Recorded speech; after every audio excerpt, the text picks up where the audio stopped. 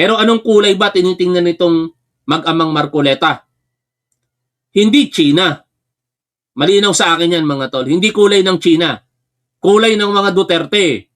Kasi kung ang mga Duterte naninindigan para sa karapatan natin sa West Philippine Sea, hindi magiging ganito ang paninindigan nitong mga Marcoleta. Naniniwala ba kayo doon? Na kung hindi dahil sa mga Duterte, kung ang paninindigan ni Rodrigo Duterte ay tulad ng paninindigan ng ating Pangulo at ng iba pang mga Pangulo sa nakalipas na panahon na pinoprotektahan ng West Philippine Sea, hindi magiging ganito ang paninindigan ngayon ni Rodante Marcoleta at ng kanyang anak na si Paulo Marcoleta. Yun, magandang araw po sa inyong lahat mga tol. Ngayon po ay February 9, 2026 at pag-usapan po natin ito pong mag-amang Senador Rodante Marcoleta at Congressman Paulo Marcoleta. Masyado po silang viral ngayon pero hindi po mukha sa magandang pagkakataon kung hindi po parang nakakahiya sa bawat Pilipino. Kasi bakit po? Si Senador Rodante Marcoleta, during the Commission on Appointment Confirmation Hearing, nagpahayag po ito ng hindi talaga natin matanggap na mga salita. Ayon po sa kanya, i-give up ang Kalayaan Island Group. At ito po'y umani ng samot-saring pag-criticize sa pahayag na yan ni Rodante Marcoleta. And worse mga tol, nakisawsaw pa itong kanyang anak na si Paulo Marcoleta. Meron pang pagkakataon na sinabi na nito na ibala daw po ang ilan sa mga PSG personnel pati yung mga senador na matatapang daw sa kanyon kung makikipaggera sa China. At ang pinaka nakakabahala ngayon dito, kakaiba itong si Rodante Marcoleta. Pati ba naman pangkaraniwang content creator papatulan? Nakita ko lamang po ito sa post ni Thea Tan. Kaya pala may mga kapwa tayo vlogger na nagtatanggol ngayon dito po sa isang page na Nutriban Republic. Ito po, si Nutriban Republic. Pero malaki pong page po ito 640,000 followers meron po ito. At ito nga po, basahin ko po sa inyo yung naging sitwasyon sa programa nito pong si Rodante Marcoleta sa Ganang Mamamayan sa Net25.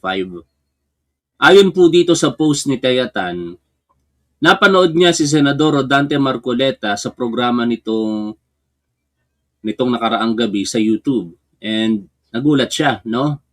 In that episode, he gave away the initials of an anonymous content creator and even gave away the employer of this person. Ang tanong, is it right for a sitting senator to weaponize his national position, national media platform, and national TV to go after a content creator who doesn't have the same power or reach? Okay lang sana kung awayan ng mga content creators. Bahala silang mag-away. They can sue one another if they like. But a senator versus a content creator, why are you using your public office and mass media to intimidate or single out private individuals, especially those who choose anonymity for safety or professional reasons? Yan po ang isa sa mga tanong nitong si Thea Tan. Ituloy ko pa po yung kanyang sinabi dito. Kung balat sibuyas ka pala, bakit ka tumakbo sa national position? You know very well that the statements you made in your official capacity will be criticized. Parte yan ng trabaho mo. Hindi ka ba pwedeng punahin ng taong bayan? Criticism comes with public office. Your power as senator should come with restraint, not retaliation. Now, kung talagang libelous yung post laban sa'yo, alam mo naman ang legal remedy mo, di ba? Why don't you use the remedy then? Bakit ka napipikon? Tanong ni Thea Tan. Presidente nga, hindi napipikon sa sobrang below the belt na banat sa kanya sa fake news. at puro AI tapos ikaw mega react sa komentaryo ng netizens sa statements mo tungkol sa West Philippine Sea.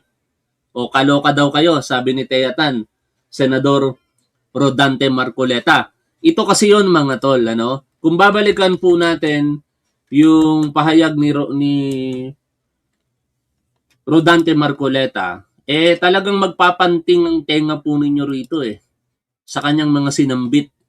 Biruin mo, sasabihin mo, i-give up yung Kalayaan Island Group. Pakinggan po ninyo. We swear to the Constitution that we will defend the Constitution, all the laws and orders and regulations. Kapag ka magkakaroon po ng giyera sa pagitan ng dalawang bansa, kayo po ang una na sasagupa dito. Kaya dapat po mas interesado kayo kaysa sa amin. Ano ba talaga ipagpapatayan natin dito? We will offer our lives, including the lives of our children, and to die for it, for something that is not even within our EEZ. Ang gawin natin po para madali, i-give up natin yung KIG. Ulitin Then, natin. ang gawin natin po para madali, i-give up natin yung KIG. Then, mako-coordinate na natin lahat.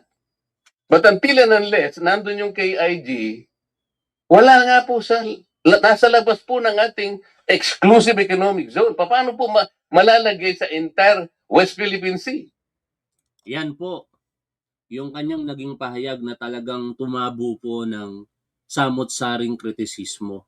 Kaya siguro, napikon itong si Rodante Marcoleta at tinumbok ito pong content creator na hindi po pinangalanan ni Teyatan. Pero sa mga nakikita ko pong kapwa natin vloggers, maraming nagtatanggol dito sa Nutriban Republic. Ano ba yung sinulat ni Nutriban Republic? Hindi ko rin po alam. First time ko po itong titingnan ngayon kasi ngayon lang ako nakapag-follow uli sa kanya.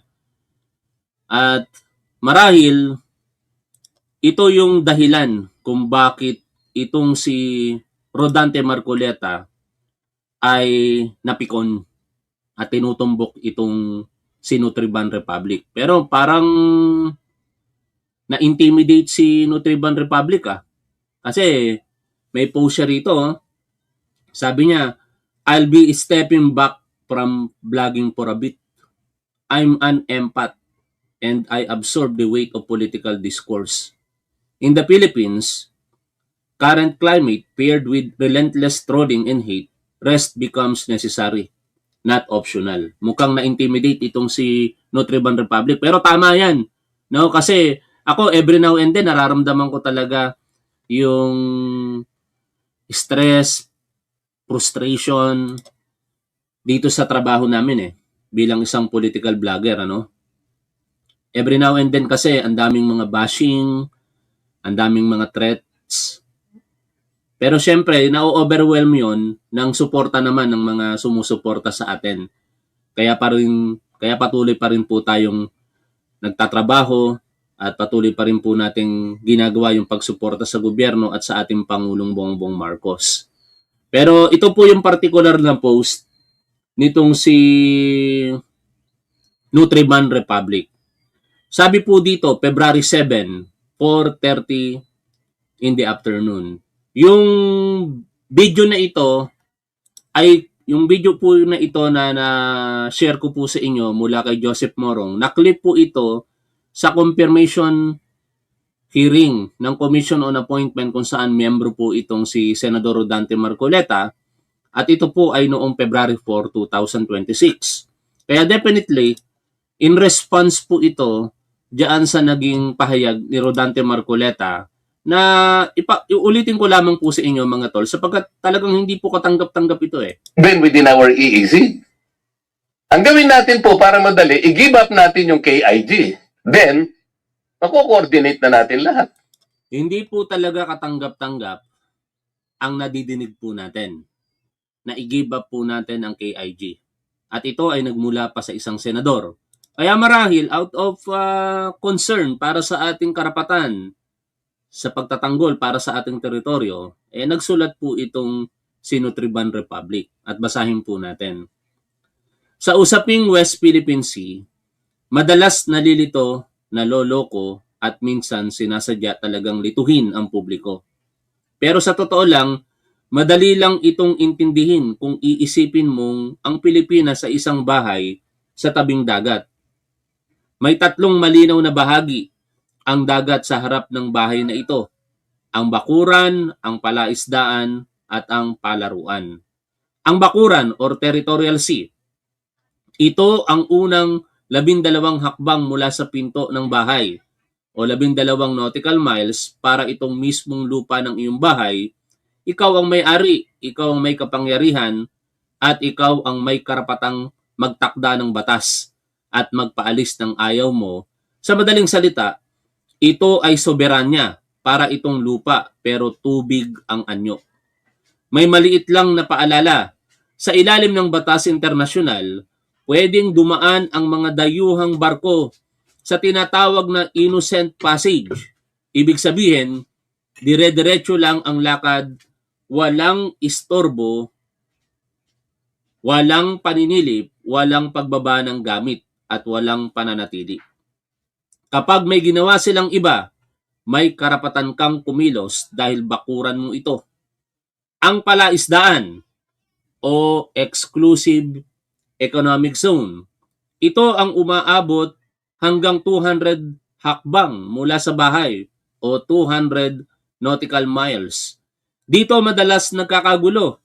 Kaya linawin natin, hindi ito bakuran, hindi mo pag-aari ang mismong tubig. Pwedeng dumaan ang barko ng ibang bansa at pwedeng lumipad ang eroplano sa itaas. Pero malinaw ang batas. Sa atin ang yaman. Tayo lang ang may karapatang mangisda, tayo lang ang pwedeng kumuha ng langis at gas sa ilalim ng dagat. At tayo lang ang pwedeng magtayo ng mga istruktura at pasilidad. Ito ang tinatawag na sovereign rights sa ilalim ng United Nations Convention on the Law of the Sea.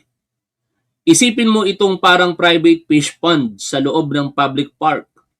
Pwedeng maglakad ang kahit sino sa paligid at walang problema. Pero kapag may sumausaw at kumuha ng isda, pag nanakaw iyon, kapag tinambakan nila ng semento ang palaisdaan mo, pang-aagaw iyon.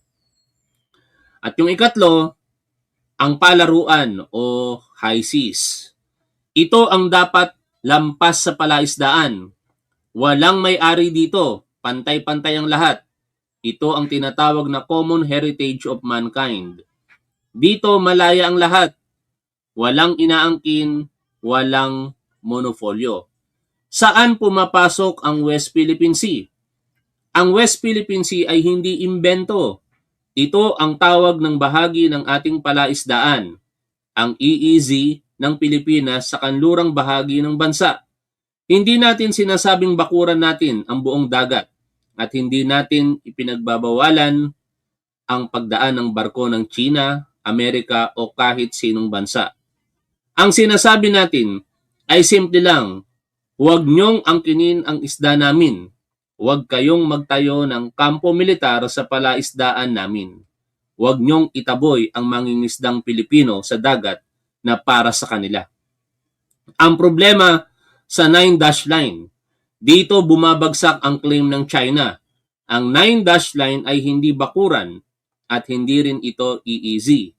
Wala itong kinikilalang basihan sa batas internasyonal.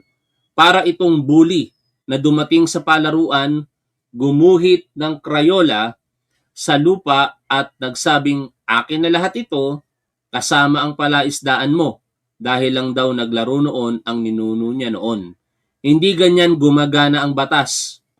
Sagot sa mga kritiko, kapag may nagsasabing easy lang naman yan, hindi naman teritoryo. Tanungin mo kung may pumasok sa negosyo mo at ninakaw ang kita mo. Okay lang ba dahil hindi naman nila ninakaw ang titulo ng lupa? At kapag may nagsabing inangkin natin ang buong dagat at naghahamon tayo ng gyera, itama mo. Hindi, wala tayong inaangkin na hindi sa atin. Ang pinaglalaban natin ay ang karapatan nating mangisda, kumain at umunlad ng payapa. Ang laban sa West Philippine Sea ay hindi tungkol sa yabang o gyera. ito ay tungkol sa isang napakasimpleng prinsipyo.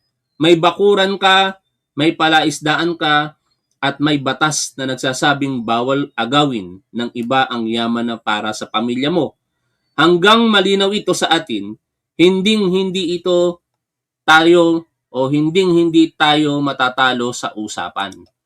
Ngayon, kung ito lang pala ang sinulat nitong si Nutriban Republic, bakit naging ganun ang reaksyon nitong si Rodante Marcoleta?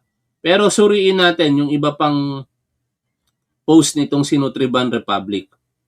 Baka naman merong nag-trigger kay Rodante Marcoleta para magalit siya, no? Eto pala. Kasi kino-call out ni Nutriban Republic ang COMELEC. Baka napansin siya nitong si Rodante Marcoleta. Pero ganun pa man, hindi na tayo magpakalalim dyan. Basta ang Facebook page na ito ay nasa radar ni Rodante Marcoleta at mukhang nagbabanta po siya dito po sa Facebook page na ating pong binanggit. Pero ito po yung mga kaugnay na balita at balikan po natin partikular yung naging reaksyon po ng ating mga eksperto pagdating po sa West Philippine Sea. Ayon nga po dito sa balita ng GMA Integrated News, experts teritoryo ng Philippines ang Kalayaan Island Group dahil matagal na natin itong ano ba yung pagkakasunod-sunod dito. Anyway, hindi ko mabasa ng todo yung titulo ng vlog ng GMA pero pakinggan na po natin ang balita. Inalagaan ng mga taga-Pag-asa Island ang pahayag ni Senador Rodante Marcoleta na i-give up o bitawan na lang ang Kalayaan Island Group kung saan sila kabilang para anya mas madali. Ayon sa mga eksperto, maling sabihin na exclusive economic zone lang ang Batayan para sabihing teritoryo ito ng Pilipinas. Matagal na nila itong inukupa at bahagi ng bansa batay na rin sa mga batas. Nakatutok si Joseph Moro. Sa pagdinig ng Commission on Appointments noong Miyerkules, kontrobersyal ang naging pahayag ni Senador Rodante Marcoleta na tila isinusulong ang pamimigay sa Kalayaan Island Group sa West Philippine Sea dahil niwala raw ito sa economic zone ng Pilipinas. Ano ba talaga ipagpapatayan natin dito? We will offer our lives, including the lives of our children, and to die for it, for something that is not even within our EEZ.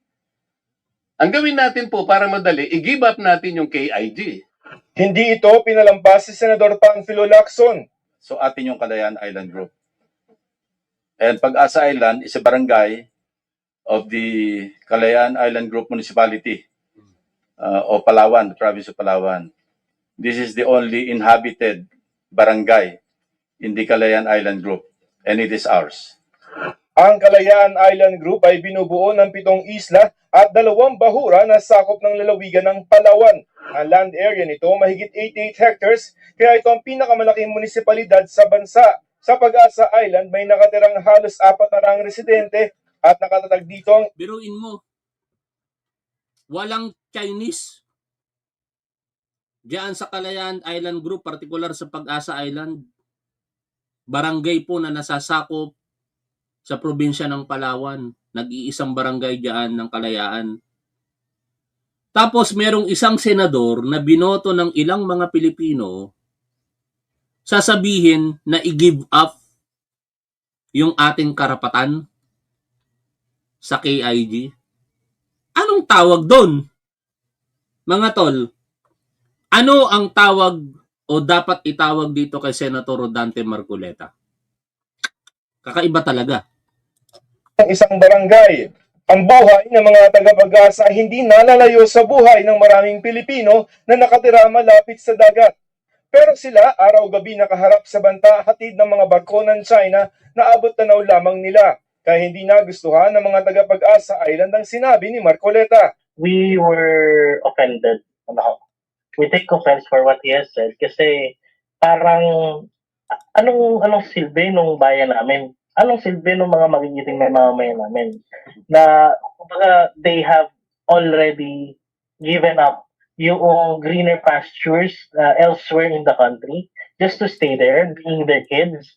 Isang resolusyon ang isusulong sa Sangguniang Pambayan sa Kalayaan sa Palawan sa susunod na linggo para ipatanggal sa record ng Senado ang mga sinabi ni Senador Rodante Marcoleta. Paglilinaw ng mga eksperto, hindi naman easy ang batayan. Alam nyo mga tol, kung tutuusin, hindi lang dapat resolusyon ng katumbas niyan eh. No? Dapat merong mag-file ng ethical complaint laban kay Rodante Marcoleta dito sa Senado. At tingnan natin kung ano ang magiging pagkilos dyan kung sakasakali ni Senator J.B. Ejercito na ngayon inaantabayanan ng publiko kung ano yung magiging aksyon ng kanyang komiting pinamumunuan sa Senado, Committee on Ethics. Ang pinaka-inaantay ng lahat, yung ika-4 na nakahaing reklamo sa kanyang committee. Ito yung kay Senator Chis Escudero. If ever, kung may magrereklamo dito kay Rodante Marcoleta, pangatlo o panglima ito. Kasi I'm not sure kung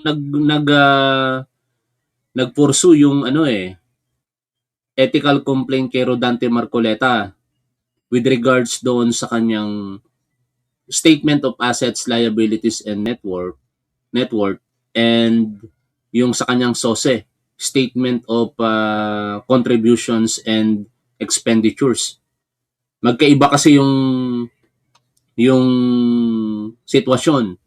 Ang laki ng ginasta nitong si Rodante Marcoleta sa halalan at sinasabi niyang siya po ang gumasta mismo, mahigit sa 100 milyon po ito. Samantala yung yaman niya na nakadeklara sa kanyang SALN ay mahigit sa 50 million pesos lamang. Hindi ko sure kung merong nagpursu nung ethics complaint na yon. Pero dahil sa mga pangyayari na ito at partikular na pagbanggit niya na isuko natin, i-give up natin yung KIG, I believe isang ground po ito para po sampahan ng ethics complaint itong si Rodante Marcoleta. Kasi bilang senador, nanumpa sila na poprotektahan po nila ang ating konstitusyon, ipagtatanggol ang ating teritoryo, ang ating karapatan, ang ating soberanya. Tapos ito yung teritoryo natin, nakabase sa batas talaga yan, at kinikilala ng international law, i-give up mo, sasabihin mo sa harapan ng publiko, and worse, sasabihin mo sa harapan ng mga opisyales ng ating Armed Forces of the Philippines na i-give up yung Kalayaan Island Group. Isa na yan sa pinaka-worst na magagawa ng isang sitting senator. Kung bakit teritoryo ng Pilipinas ang Kalayaan Group of Island. Yung sinasabi nila na parang ang pinapalabas nila, i-claim natin ng Kalayaan Island Group dahil parte siya ng exclusive economic zone. Mali po yun. Kaya atin yan ay matagal na nating na-occupy yan at trinato bilang parte ng ating bansa. Membro ng Congress si Marcoleta yung pinasayan. So dapat alam niya, the West Philippine Sea refers to our maritime zones. Ang maritime zones natin, 200 nautical mile from our archipelagic basin plus the territorial sea of our islands outside the 200 nautical miles. Paano yun?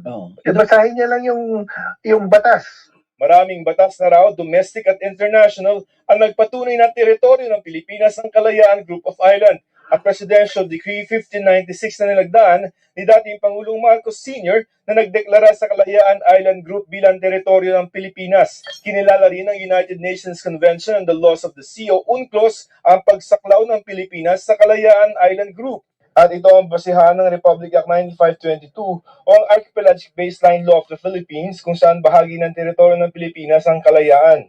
Nariyan rin ang Republic Act 12064 o ang Philippine Maritime Zones Act na nagtakda ng maritime zones sa mga teritoryong sakop ng Pilipinas at pinatibay pa raw ng 2016 Arbitral Award sa Pilipinas laban sa China. Kinilala na at lahat. Tapos sasabihin mo, ipapamigay mo? I mean, anong klaseng kahibangan yan?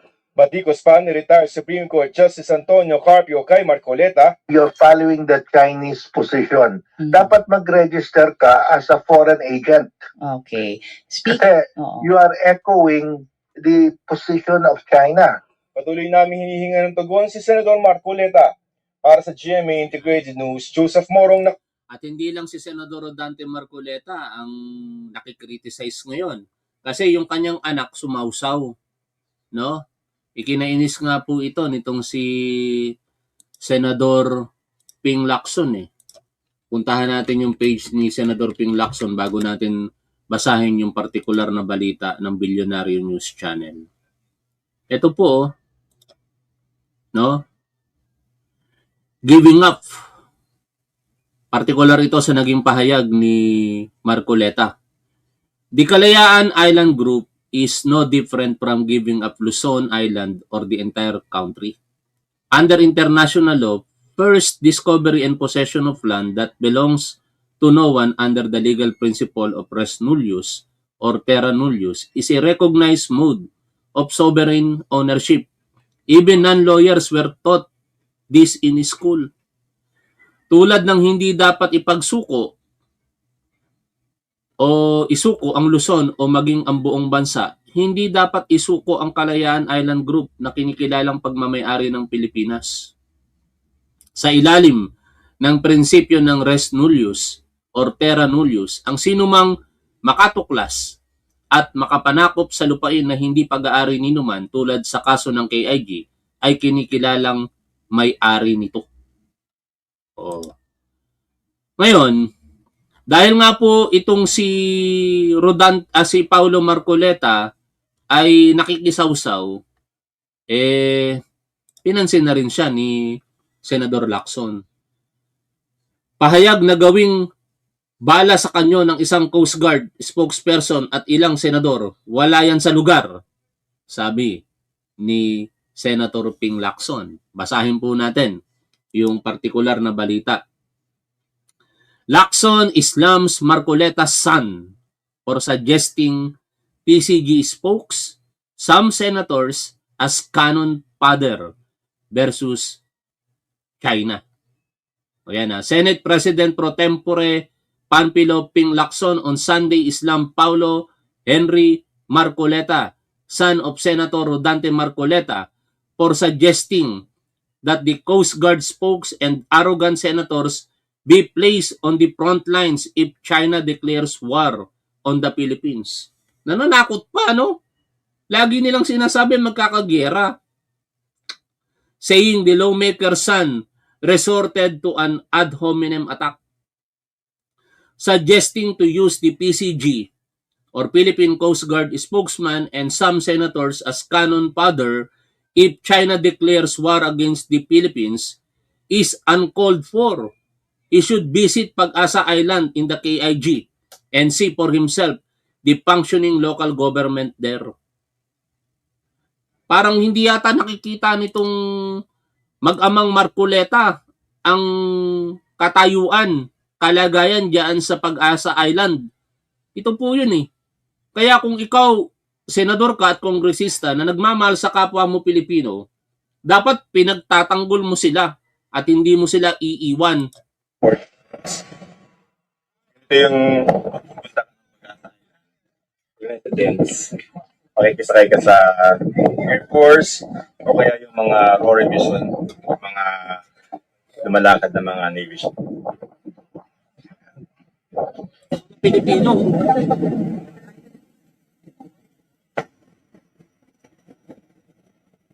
Yung nakikita ninyo dito sa screen, pasensya na sa Facebook, di nyo nakikita, lipat po kayo sa YouTube kung gusto nyo pong makita. Yan po yung tirahan ng ating mga kababayang Pilipino. Mahigit sa 400 sila, wala po may isang Chinese national dyan. Tapos ang gusto mong mangyari, Marcoleta, i-give up ng Pilipinas yung karapatan natin dyan sa Pag-asa Island in particular, bahagi ng KIG. Hindi ka na naawa doon sa mahigit 400 na mga Pilipino na mumuhay ng payak dyan. Simple lang yung pamumuhay nila, kontento sila dyan. Pero bahagi sila ng Pilipinas, bahagi sila ng ating mga batas na dapat ine-enjoy nila. Tapos senador ka, hindi mo sila maprotektahan. Kakaiba, no? O, yan o, lumapag na yung eroplano sa Pag-asa Island. At dito makikita ninyo mga tol, sa video na shinare nitong si Joseph Morong, na wala may isang Chinese national ang nakatira dito. Lahat mga Pilipino, may mga nagkakantahan pa nga dito eh. Sa ibang video nakita ko, ayan, mga bata naglalaro. Mga Pilipino yan. May mga nagiinuman sa gabi, nagbibideo okay sila. Oh. Tapos, sasabihin ni Marcoleta, ito, nagbibideo okay sila. Oh. I-give up. Anong uri ng senador meron tayo pagkaganyan, mga tol? O, dahil dyan, yung pagsawsaw ng anak niya, understandable naman yan dahil tatay niya si Marcoleta. Pero ang problema kasi, hindi na to usaping father and son eh. Usapin po ito bilang isang public servant, bilang isang mambabatas. Ano ang mas mangingibabaw? Ang pagiging ama mo kay Marcoleta o ang pagiging mambabatas mo na dapat poprotekta sa karapatan natin, karapatan ng bawat Pilipino? Kung ang mangingibabaw ay ang dugo mo bilang ama ni Marcoleta, siguro nararapat na magbitiw ka sa pwesto mo, Congressman Paulo Marcoleta. Biruin ninyo, tatakutin nyo pa ang publiko. The remarks came after Sagip Party List Representative Marcoleta on Friday suggested such a scenario in case of hypothetical conflict with China. Kung sakaling girahin tayo ng China, ihilera ninyo sa harap ng bakbakan itong spokes ng Coast Guard at yung mayayabang na senador. Sila ang unang lumusob o kaya ibala nyo sa kanyon. Tingnan natin ang tapang nila. Hindi kayo ang totoong pro-Philippines.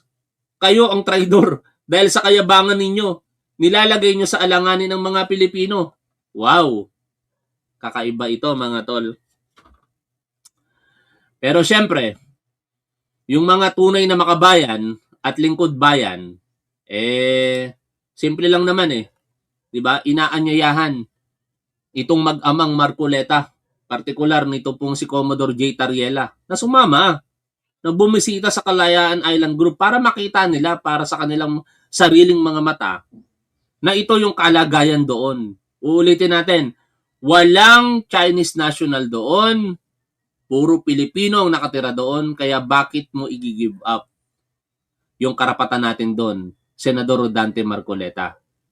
Parang pinabayaan mo na yung mahigit 400 na mga Pilipino doon. Panoorin po ninyo ang balita kaugnay po ng pag-anyaya ni Commodore Tariela dito sa mag-amang Marcoleta. Sa tagal ng pagkipaglaban ng bansa para sa West Philippine Sea, tila di pa rin matapos-tapos ang iringan. Hindi lang laban sa dayuhan, kundi sa pagitan na rin ng mga Pilipinong opisyal. Yan ang Agenda Weekend Report ni Francis Folde. Grabe yung mga bayarang Duterte trolls, ano? Talagang kung saan sila makakapag-comment, hahanapin tayo eh. 3 channel ng YouTube ang ginamit ko ngayon eh. Hindi na sila makapag-comment doon sa 2 YouTube channels natin. Kaya pinuntahan naman yung top 1 updates po natin. Meron lamang itong mahigit sa, kung di ako nagkakamali, 6,000 followers lang yata, ano? Doon sila nagko-comment, nagpapapansin. Alam niyo, mga bayarang Duterte trolls, kung gusto nyong maniwala sa inyo ang kapwa nyo Pilipino, lumagay kayo sa tama. Ipagtatanggol nyo, partikular itong pinag-uusapan natin, paano kami maniniwala sa inyo? Talagang mga bayaran kayo eh. O, tuloy tayo dito sa pakikinig sa balita. Para madali, i-give up natin yung KIG. Then, mako-coordinate na natin lahat. But until and unless nandun yung KIG, wala nga po nasa labas po ng ating exclusive economic zone. Paano po malalagay sa entire West Philippine Sea? Umani ng samot-saring reaksyon ang naging pahayag na ito ni Senador Rodante Marcoleta sa isang pagdinig sa Committee on National Defense nitong February 4. Kalaunan ay pinabulaanan ni Marcoleta ang mga pahayag na ito matapos makatanggap ng mga kritisismo na tila Napakasinungaling pa, no? Kaya tuloy sabi nitong si Attorney Jesus Palsis, Senator Rodante Marcoleta is lying through his teeth. No? Sobrang kasinungalingan daw. Kitang-kita naman natin yung ebidensya, mga tol. Tapos sasabihin niya, hindi niya sinabi yon. Dinig na dinig po natin. Ulitin nga natin. We swear to the Constitution that we will defend the Constitution all the laws and orders and regulations. Kapag ka magkakaroon po ng giyera sa pagitan ng dalawang bansa, kayo po ang una na sasagupa dito. Kaya dapat po mas interesado kayo kaysa sa amin. Ano ba talaga ipagpapatayan natin dito? We will offer our lives, including the lives of our children, and to die for it, for something that is not even within our EEZ. Ang gawin natin po para madali, i-give up natin yung KIG. Then, mako-coordinate na natin lahat. But until and unless nandun yung KIG, wala nga po nasa labas po ng ating exclusive economic zone. Paano po malalagay sa entire West Philippine Sea? Ganyan yung madidinig mo mula sa isang senador. Ang masaklap pa nito, baka meron pang bumoto dito kay Senador Rodante Marcoleta na nakatira doon sa Pag-asa Island. Mahigit 400 sila eh. Malamang sa malamang, baka may bumoto pa sa kanila doon. Ngayon, ano kaya nararamdaman ng bumoto sa kanya doon? Tuloy natin yung pakikinig dito sa balita. Nakampihan niya umano ang China at binansagang isa sa tinaguriang Chinators kaugnay sa sigalot sa laot. Paliwanag ni Marcoleta, his statements were taken out of context. Ang iginigiit niya umano ay operational concerns at hindi nananawagan na isuko ang Philippine territory. Hinamon naman ni Philippine Coast Guard spokesperson for the West Philippine Sea, Commodore J. Tariela, ang mambabatas na sumama sa Maritime Domain Awareness Flight sa Kalayaan Island Group. Tsak daw niyang patriotic public servant si Marcoleta na titindig para sa ating karapatan sa WPS. Kaya karangalan daw na i-arrange ang pagsama ng senador sa awareness flight. Makikitaan na dito ang sitwasyon doon kabilang ang Pag-asa Island kung saan nakatira ang maraming Pilipino. Wala pang sagot si Marcoleta sa hamon ni Tariela. Hindi ito ang unang iringan ni Tariela at Marcoleta. Rewinding to February 18, 2025, naging mainit ang palitan ng salita ng nooy sagip party list representative na si Marcoleta at si Commodore Tariela matapos sabihin ng mambabatas na there is no such thing as the West Philippine Sea. Kinumpronta ni Marcoleta si Tariela sa House Tri-Committee Inquiry sa pagpapakalat ng misinformation at disinformation. Partikular na Pero alam niyo mga tol, ang punot dulo kasi nito kung bakit ganito ang posisyon nitong si Rodante Marcoleta diyan po sa West Philippine Sea. Dahil ito po kasi ay tuta ng mga Duterte. Ako naniniwala ako na hindi naman talaga yan ang pinakasaloobin nitong si Rodante Marcoleta.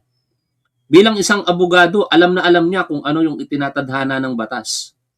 Pero dahil nga po siya ituta ng mga Duterte, kung ano yung sinasabi ng poon nila, partikular si Rodrigo Duterte, yun po yung kanilang susundin. Ano ba ang sinabi nitong si Rodrigo Duterte? I-give up, no? Kanina ko ba nakita yun? Kay Juan Sandugo ba? Tingnan nga natin kung kay Juan Sandugo ko nakita yung video na yon. No? Hanapin ko lang mga tol ha. Hindi ko maalala eh. Kung saan sinabi nitong si Rodrigo Duterte ay hindi. Kay Tayatan. Tingnan natin. Pag hindi, kay Jesus Palsis. Nagrumble sa isip ko yung kung kanina ko nakita, hindi rin dito. Ito, hindi. Ito, dito tayo kay Jesus Palsis. Tingnan natin kung dito nakalagay. Kung hindi natin makita, ipaalala ko na lamang sa inyo, wala. Hindi ko maalala kung kanino ko nakita. No? Pero sinambit mismo ni Rodrigo Duterte na i-give up natin yung karapatan natin dyan sa tubig lang daw yan. Walang kwenta. Parang ganun yung mga sinabi ni Rodrigo Duterte. O ngayon, kanina meron pong interview kay Commodore J. Tariela. At pakinggan po natin ito. May buwelta dito si PCG spokesperson for the West Philippine Sea, Commodore J. Tariela, sa naging pahayag na yan ni Senador Rodante Marcoleta na isuko umano ang Kalayaan Island Group. Si Commodore J. Tariela po yung nasa linya na natin. Si Commodore J. Tariela po yung spokesman for the West Philippine Sea ng Philippine Coast Guard. Commodore, magandang umaga po sa inyo. Hello Sir Alvin, magandang umaga sa iyo at magandang umaga rin sa mga taga-subaybay. Balita ko, trending ka na naman ng weekend Hindi ako, Sir Alvin.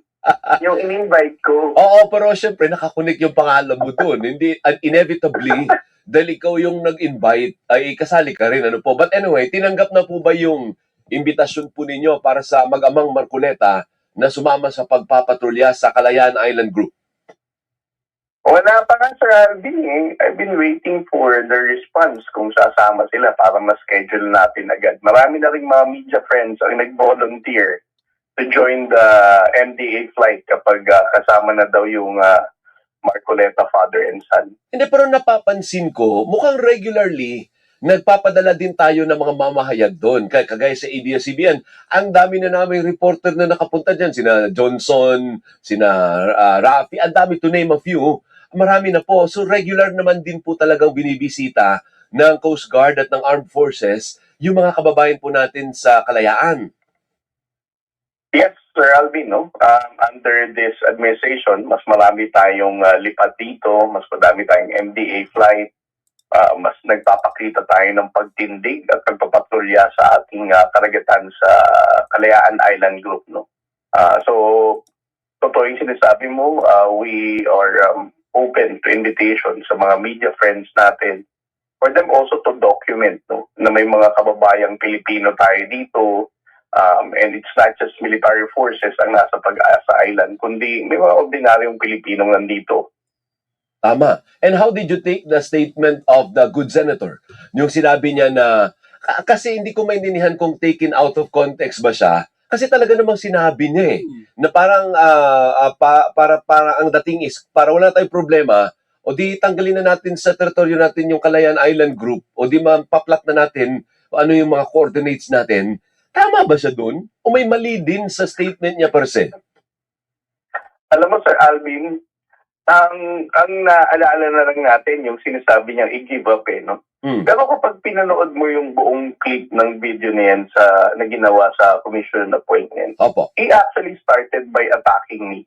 Na sinasabi niya, ito si Commodore Tariela, commander ng West Philippine Sea Transparency Group, but he is not as transparent as he is. Hindi niya sinasabi sa atin na ang Kalayaan Island Group is outside exclusive economic zone. That's how he started it, no? Inangkor niya yung pangalan ko na I'm not transparent with whatever we do daw in the WPS, and I didn't even explain na labas na to sa exclusive economic zone natin. And then he started by saying, why don't we just give it up, no? So, para sa akin, it's very, hindi mo, parang kulang yung salitang sabihin mong disappointing. Kasi for Senator Marcoleta hearing all these things, ilang beses niya naman na talagang loosely ginagamit ang pangalang Tariela every time na gagawa siya ng stand when it comes to the West Philippine Sea. No? Pero nalagpasan ko na siguro yung part na disappointed ako. Nandun ako sa part na nalulungkot na ako. Nalulungkot ako in the sense na ang daming Pilipinong bumoto dito noong nakaraang eleksyon. I think a lot of people were really disappointed and sad with what he said. Kasi para sa akin, kapag senador ka, dapat ang titindigan mo karapatan ng ating mga kababayang Pilipino at ang interest ng ating bansa. Ako, yung huling post ko the other day, where I posted the pictures of the children that benefited dun sa pinamigay nila sa earning relief last year. While looking at the photos ng mga bata, no, parang hindi ko ma-take na i-give up sila. Kaya nga sabi ko the faces of all these children na nakita. Putulin muna natin sandali yan. Meron tayong i-share na video kung bakit hindi dapat isuko ito pong karapatan natin dyan sa Pag-asa Island. Pakinggan po ninyo ito. Hindi dapat ibinabatay sa opinyon. Ito ay usapin ng batas at kasaysayan. Kamakailan nagbitaw ng kontrobersyal na pahayag si Senator Rodante Marcoleta na tila nagmumungkahi na dapat daw pag-isipan ng Pilipinas ang pagsuko ng Kalayaan Island Group o KIG sa China dahil ang ilan sa mga isla ay nasa labas ng ating Exclusive Economic Zone o EEZ. Pero ayon sa mga eksperto, mali ang ganitong basihan. Unang mahalagang punto, matagal na ang sovereign claim ng Pilipinas sa Kalayaan Island Group. Noong 1978 pa, sa ilalim ng Presidential Decree 1596, opisyal nang idineklara ng Pilipinas na bahagi ng pambansang teritoryo ang KIG at isinama ito sa Palawan. At pinagtibay pa ito ng Republic Act 9522 kung saan sinasabi ng Philippine Baselines Law of 2009 na malinaw na kinikilala ng bansa ang Kalayaan Island Group bilang bahagi ng regime of islands sa ilalim ng UNCLOS. Sa madaling salita, sa sariling batas ng Pilipinas, sa opisyal na mapa at sa international submissions natin, makikita nyo ngayon sa loob ng pulang linyang yan ang mga teritoryo ng Pilipinas kasama na ang KIG. Hindi rin ito basta claim sa papel. Sa Pag-asa Island, may aktwal na pamahalaan.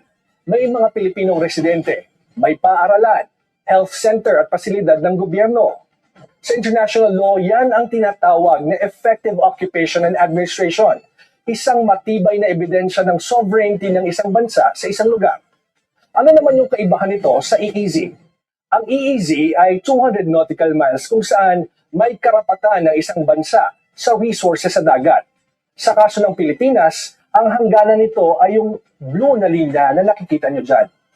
Sa 2016 arbitral ruling, pinawalang bisa ng tribunal ang malawak na 9-9 claim ng China at pinagtibay ang karapatan ng Pilipinas sa loob ng sarili nitong EEZ.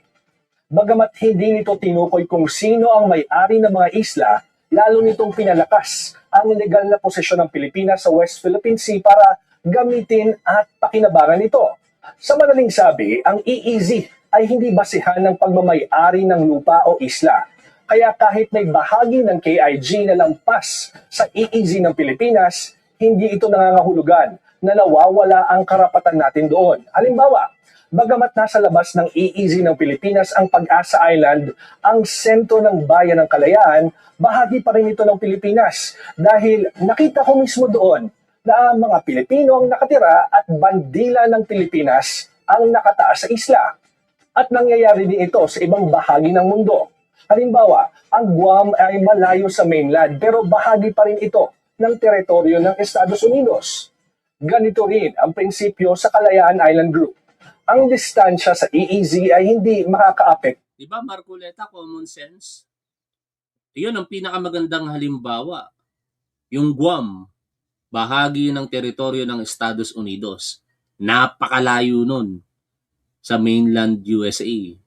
Di ba? Tapos sasabihin mo ngayon dito, hindi, porkit nasa labas ng EEZ, hindi na yan teritoryo ng Pilipinas. I-give up na yan. Kakaiba talaga to si Rodante Marcoleta. Sa territorial ownership. Kaya malinaw ang posisyon ng pamahalaan natin sa batas ng Pilipinas, sa kasaysayan at sa international law.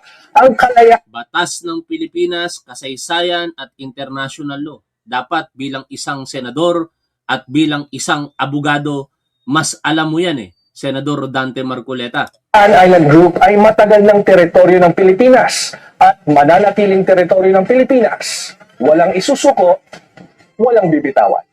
Ngayon, tuloy po natin yung pakikinig sa interview kay Commodore Tariela.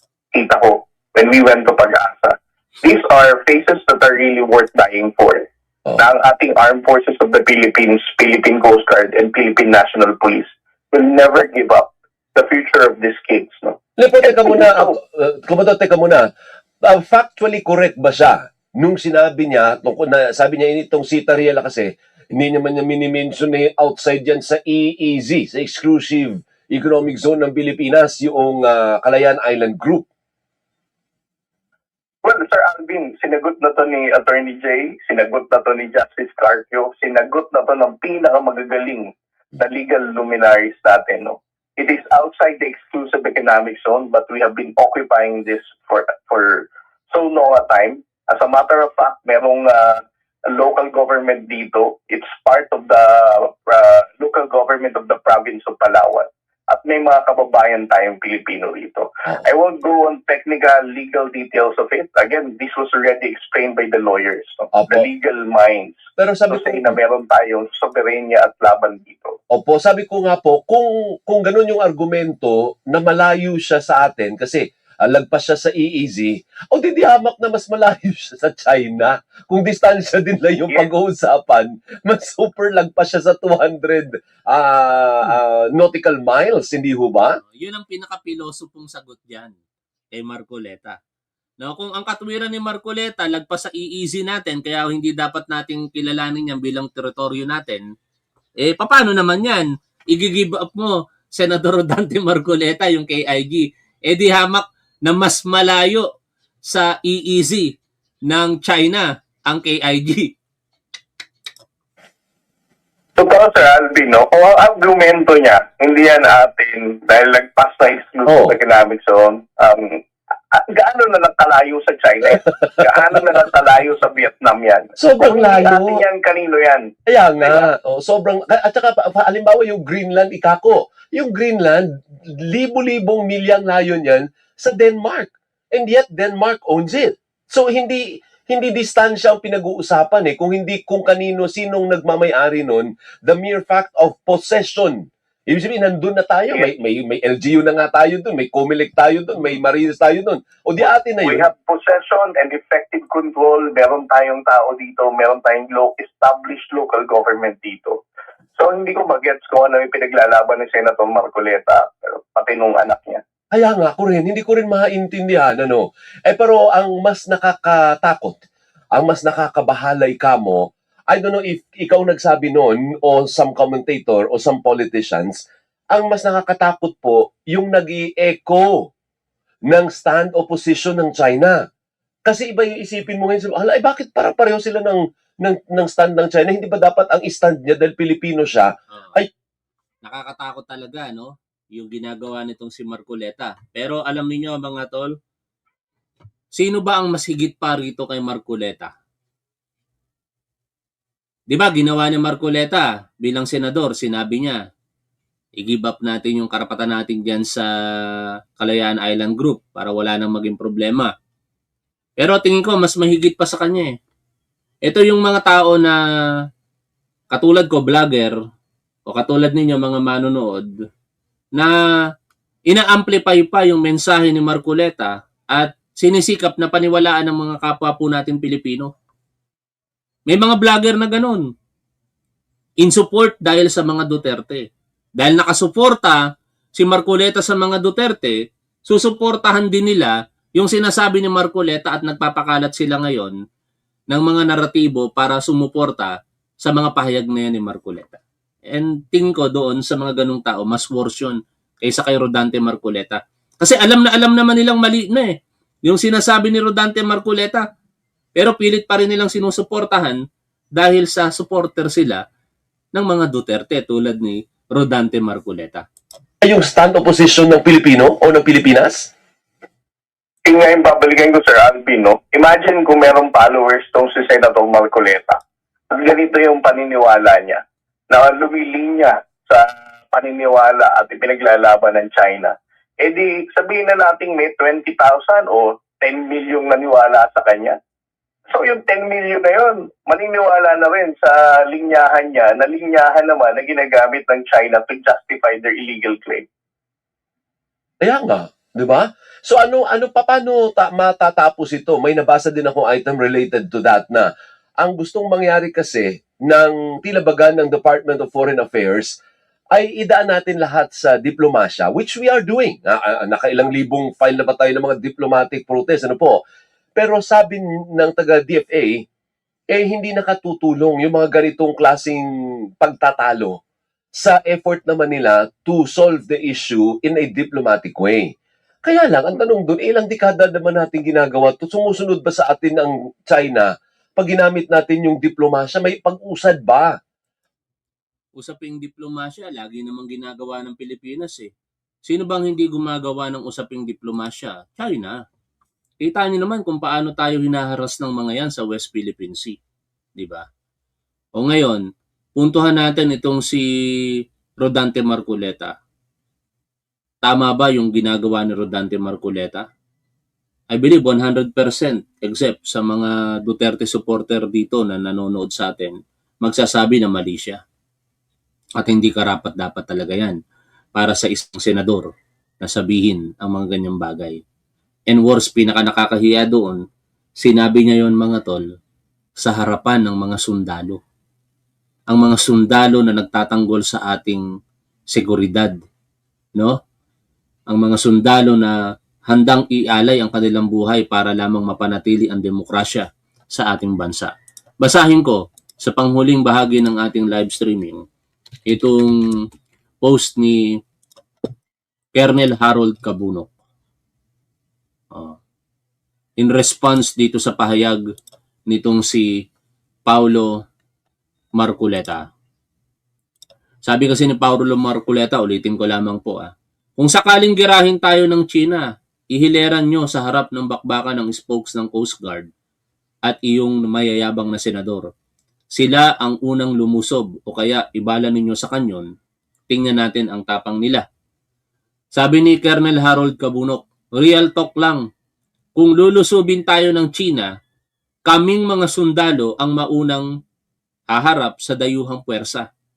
Kung nilulusob na ang ating bansa, natural na ipag-utos ng presidente ang national mobilization para tawagin ang lahat na able-bodied at patriotic Filipinos na sumuporta sa national defense. Sa panahon ng pitpitan, makikilala sino ang mga huwad na makabayan.